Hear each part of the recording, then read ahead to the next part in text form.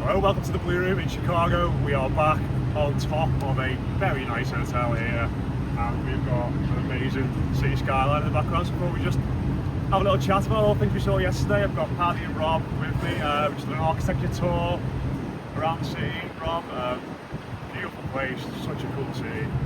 Like, I understand, and we woke up to it this morning, the timeline is filled with a lot of angst about yesterday, maybe the general state of the squad, but it's hard to be in Chicago and be cynical at all about the idea of Everton coming here to visit. It's been such an incredible, like even on the boat tour this morning, we saw Evertonians.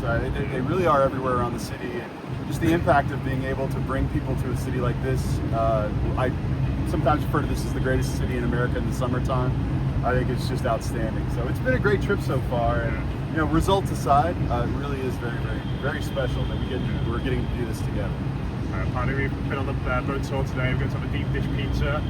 Surely we're going to the art museum this afternoon. It's a great place. Yeah, I think we're trying to get about Everton as much as possible today. Obviously the game yesterday was a little bit disappointing in terms of result, but it is only pre-season. I'm sure they'll get stronger as they make new signings. Today's a bit more touristy, a bit more having a look around, having a look at the amazing skyline here, and as Rob says, just a fantastic place for us to be, for Everton to be. Hopefully this becomes pretty commonplace. It'd be nice if Everton came back here again. Yeah. And just before we wrap up, just obviously we recorded our instant reaction podcast last night, which is out now. If you want to check that out, for a bit from Soldier Field and then back at our apartment, which was not as thundering and stormy. But we since heard what David Moyes had to say, Rob, after the press conference.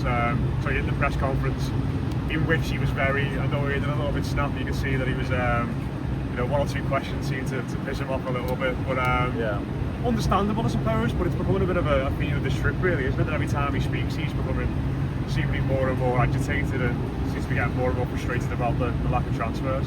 Yeah, look, anyone who wanted David Moyes unleashed during all those years of growing up with him as the Everton manager, you're getting it now.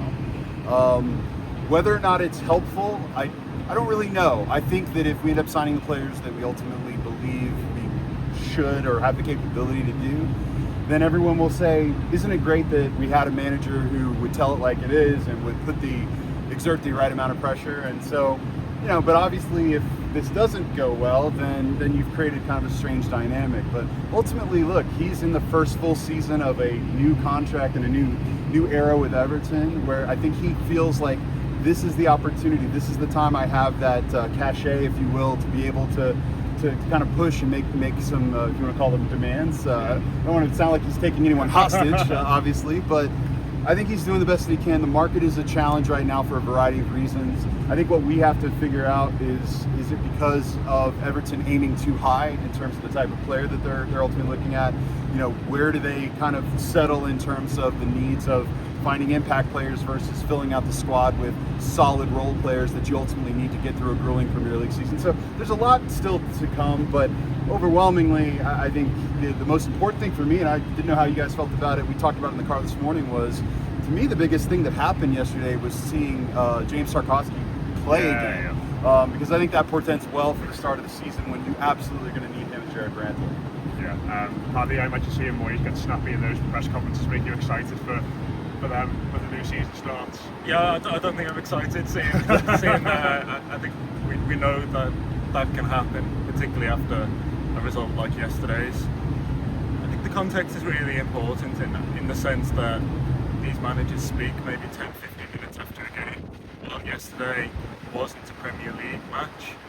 Moyes will still have been in his kind of emotional, slightly frustrated state. So I think maybe what happens is he takes out some of those frustrations, re the performance, and then superimposes them onto just kind of general disappointment at how maybe the market has gone so far.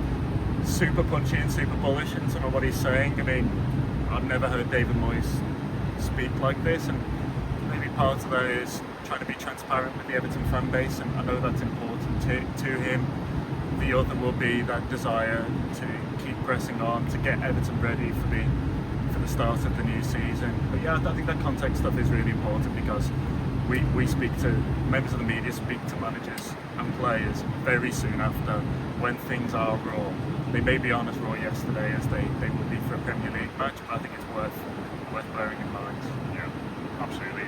We'll leave that there. Just a very quick check-in from us. Tomorrow we're going to watch the Chicago Cubs at Wrigley Field, so we might try and do something a little bit similar around there. Potentially there's any updates around Everton and transfers. The wind has just started to really pick up as we come up here, so hopefully the sound comes across okay on that. Do check out the post-match reaction if you're not already. We will get that live show from AJ Hudson's we did yesterday as well, at some point this week on the Blue Room feed, so check out that as well, and we'll keep an eye out for that later in the week. But yeah, that's it from us here at the Blue Room on the Chicago skyline. Hope you enjoyed it.